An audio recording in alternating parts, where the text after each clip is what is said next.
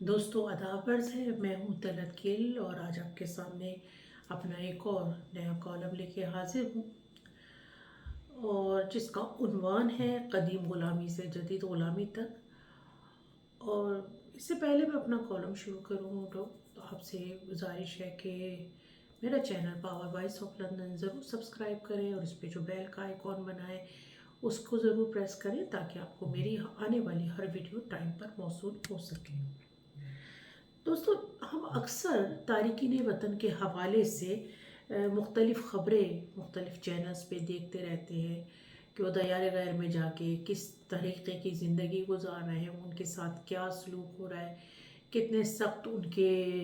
Working hours ہیں اور ان کی رہنے کی جگہ، اور اس حوالے سے ہم مختلف ویڈیوز اور خبریں پڑھتے اور سنتے رہتے ہیں۔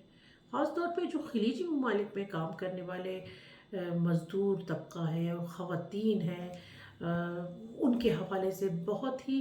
انسانیت سوز جو ہے مظالم اور خبریں ہماری نظروں کے سامنے سے گزرتی ہیں۔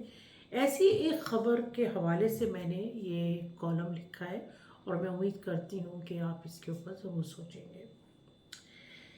کچھ ایسے ہے کہ ایک طرف انسان ذہنی ارتقاء کی بہت سی منزلیں طے کرتا ہوا آج اس مقام تک پہنچ گیا ہے کہ کہکشاؤں کو تسخیر کر رہا ہے، انسانی زندگی کو بچانے کے لیے نت نئے علاج اور دوائیاں دریافت کر رہا ہے۔ مگر ہم دوسری طرف اگر انسانی رویے یا سوچ کی بات کریں تو وہ بہت سے معاملات میں انتہائی پستی کی جانب گامزن ہے۔ میری مراد ہے کہ دنیا کے بہت سے ممالک میں آج بھی کسی انسان کی وقت جانور کے برابر یا اس سے بھی بدتر ہے، بلکہ ایسا کہنا وجہ ہوا کہ مختلف شکلوں میں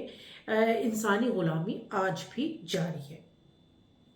کچھ دن پہلے میری نظروں کے سامنے سے ایک خبر گزری کہ قطر میں فٹ بال کے عالمی کپ کے سلسلے میں اسٹیڈیمز کی تعمیر کے دوران متعدد نیپالی مزدوروں کی ہلاکتیں ہوئیں، جن کا سبب بظاہر شدید گرمی بتایا گیا، مگر ان کا جو میڈیا ہے وہ ان ہلاکتوں کو کسی حد تک چھپاتا رہا۔ جیسے میں نے ابھی پہلے بھی کہا کہ دنیا میں غلامی کسی نہ کسی شکل میں جاری ہے اور اس کی مختلف شکلیں ہیں، مگر خلیجی ممالک میں خاص کر یہ ایک انسانیت سوز اور بھیانک شکل میں نظر آتی ہے، جہاں لاکھوں تارکین وطن بہت کم تنخواہ یا بنا تنخواہ کے انتہائی مشکل حالات میں کام کرتے ہیں۔ 18 گھنٹے کی طویل مشقت، ناکافی خوراک، رہنے کی تنگ اور ناکافی جگہ، اور سب سے بڑھ کر ظلم، کفالہ نظام، جو کہ سعودی عرب سمیت خلیج کے بہت سے ممالک میں رائج ہے، جو آجر یا مالکوں کو افریقہ اور جنوبی ایشیا یا دوسرے غریب ممالک سے ہنرمند مزدوروں کی خدمات حاصل کرنے کی اجازت دیتا ہے۔ بدلے میں ملازمین اپنے پاسپورٹ مالکان کو دے کر ملک چھوڑنے یا ان کی اجازت کے بغیر ملازمت تبدیل نہیں کر سکتے، اور ان کو ہر حال میں کام کرنا پڑتا ہے، اور ان کی تمام اجرت کفیل کے پاس جاتی ہے۔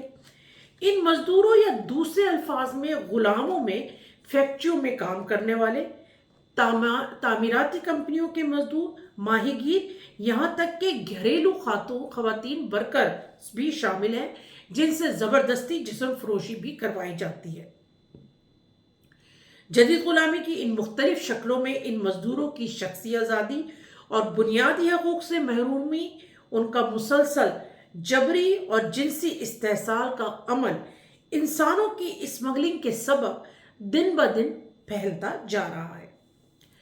1962 میں سعودی عرب اور کچھ دیگر عرب ممالک میں غلامی پر پابندی لگا دی گئی تھی، مگر میں یہاں قائرین کی معلومات کے لیے بتاتی چلوں کہ 2003 میں سعودی عرب کی جو سب سے اعلیٰ ترین مذہبی کونسل ہے، اس کے ایک اعلیٰ رکن شیخ صالح الفوزان نے ایک فتویٰ جاری کیا تھا، جس میں یہ دعویٰ کیا گیا تھا یا کہا گیا تھا کہ غلامی اسلام کا حصہ ہے بلکہ جہاد کا حصہ ہے، اور جب تک اسلام موجود ہے جہاد رہے گا۔ یہ فتویٰ غلامی کے خلاف دراصل سعودیہ کے قوانین کو ختم نہیں کرتا، اور یہ واقعی انتہائی خطرناک بات ہے، کیونکہ یہ سعودیہ اور دوسرے خلیجی ممالک علاقوں میں گھریلو ملازمین کی اسمگلنگ اور جنسی استحصال کو سہارا دیتا ہے۔ غلامی کی تاریخ یوں تو بہت پرانی ہے، کیونکہ اس قدیم زمانے میں غلام ذریعہ پیداوار تھے۔ زرعی ترقی کے انقلاب نے اس غلامی کو بڑھایا۔ کہیں قبائل کی آپس کی جنگیں اس کا سبب بنی۔ اس میں کوئی شک نہیں کہ انسان نے انسانیت پر حاکمیت کے زوم نے اس کو جنم دیا۔ اہرام مصر اور دیوار چین کی تعمیر انسانی غلامی کی قربانیوں کا منہ بولتا ثبوت ہے۔ یورپی قوموں نے غلامی کو انتہائی وسعت دی اور صرف افراد کو ہی نہیں بلکہ قوموں کو بے دریغ غلام بنایا۔ اسلام کے آنے کے بعد عرب میں جنگوں کے ذریعے کافروں کو غلام بنایا جاتا اور ان کو اسلام قبول کرنے پر مجبور کیا جاتا رہا۔ جنوبی ایشیا میں محمد بن قاسم نے سندھ کو فتح کیا تو اس نے وہاں کے ہزاروں مقامی لوگوں کو غلام بنایا اور بالجبر ان کے مذاہب تبدیل کروائے۔ اسی طرح محمود غزنوی نے ہندوستان پر اپنے حملوں کے دوران تقریباً 1,00,000 نوجوانوں کو اس نے اپنا غلام بنا کر غزنی لے گیا، جس کی وجہ سے وہاں پر غلاموں کی قیمت انتہائی کم ہو گئی تھی، اور وہاں دوسرے ممالک یعنی عراق، خراسان اور دوسری وسطی ایشیائی ممالک سے غلام جو تھے وہ ادھر وہاں کی منڈیوں میں لائے جانے لگے۔ تاریخی حوالوں میں ان کی تعداد 5 سے 25 لاکھ تک بتائی جاتی ہے۔ جدید دور غلامی میں امریکہ کا ایک بہت مکروہ کردار رہا ہے، جہاں امریکہ کی دریافت کے بعد سے افریقہ سے غلاموں کو لانے کا سلسلہ کئی صدیوں پر محیط ہے، اور جو نسلی امتیاز کو بڑھانے کا سبب بنا۔ اس کا آغاز اگست 1619 میں انگولا سے لائے جانے والے غلاموں سے شروع ہوا، یعنی افریقہ سے شروع ہوا، جو کہ لگ بھگ 200 سال تک جاری رہا۔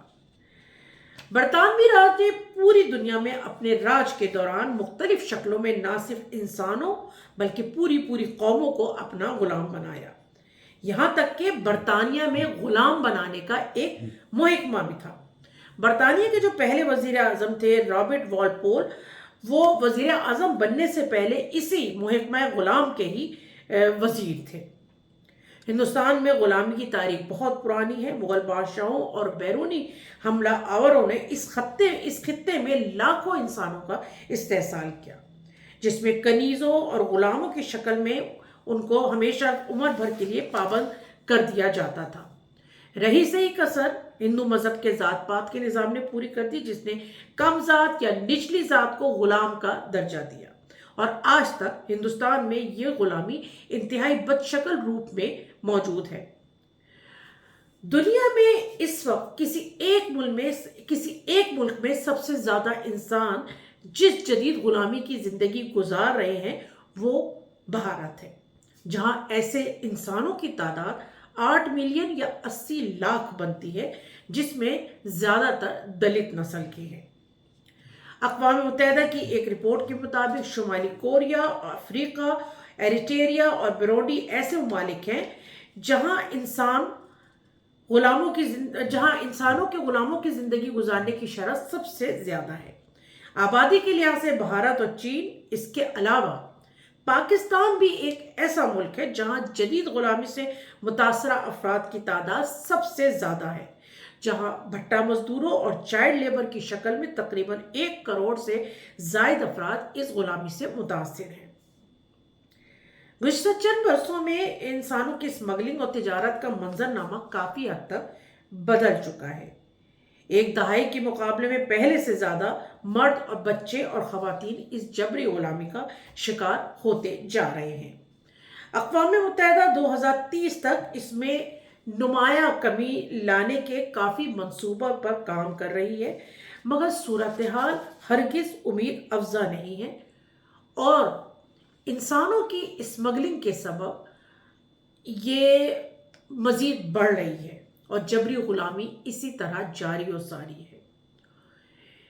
ہمیں اس سلسلے میں بہت کام کرنے کی ضرورت ہے، خاص طور پہ میری گزارش ہے جو بیرون ملک کام کرنے کے لیے جاتے ہیں خلیجی ممالک میں، ان حضرات کو، ان خواتین کو، کہ وہ جو بھی جاب اپنی جوائن کریں اس کے بارے میں خاصی چھان پھٹک کر کے وہ ان جابس کے اوپر کام کریں۔ اس کے علاوہ چائلڈ لیبر اور بھٹا مزدوروں کے لیے، کیونکہ یہ ایک بہت ہی بڑا مسئلہ ہے پاکستان کا، ہمیں اس کے اوپر بڑی محنت کے ساتھ اور اس کے اوپر آواز بلند کرنے کی ضرورت ہے، تاکہ بھٹا مزدوروں کے ساتھ جو زیادتیاں ہو رہی ہیں پاکستان میں، جس طریقے سے کے ساتھ ان سے بیگار لیا جاتا ہے، اس کا خاتمہ ہو سکے۔ اس کے علاوہ چائلڈ لیبر کا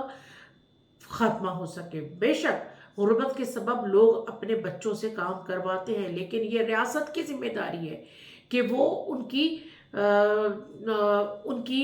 کی مشکلات کو حل کرے، ان کے بچوں کو اسکول کی تعلیم مہیا کرے، اور بھی بہت ساری چیزیں جو کہ ریاست کی ذمہ داری ہے، جو کہ وہ پوری نہیں کرتی نظر آتی، ہمیں کہیں نہیں نظر آتی۔ ہمیں اس سلسلے میں سب کو مل کر آواز اٹھانے کی ضرورت ہے۔ بہت شکریہ۔